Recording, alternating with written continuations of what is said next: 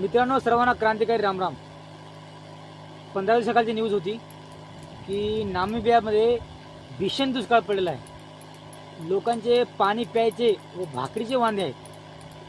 तर त्यांच्या सरकारने एक असा मोठा निर्णय घेतला की माणसांना वाचवायचं कसं. तर त्यासाठी त्यांनी जंगलातील 750च्या वर प्राणी कापून माणसांना खाऊ घालायचे हा सरकारने निर्णय घेतला. त्या प्राण्यांमध्ये हत्ती आहेत, गेंडे आहेत, पानघोडा आहे, सर्व प्राणी आहेत, हरिण आहेत. या प्राण्यांची कत्तल झाली, पण अर्ध्या प्राण्यांची कत्तल झाली, पण अजून कत्तल चालूच आहे. आणि त्यांना मारल्यानंतर खाणार त्यांना माणसे. म्हणजे आपण नेमकं चाललोत कुठे? नेमके म्हणजे प्राण्याला जगात अधिकारच नाही. वा शाबास. अजून दुष्काळ पडणार, याच्यापेक्षा भयंकर दुष्काळ पडणार. आणि एक दिवस माणसाला खाणार. धन्यवाद.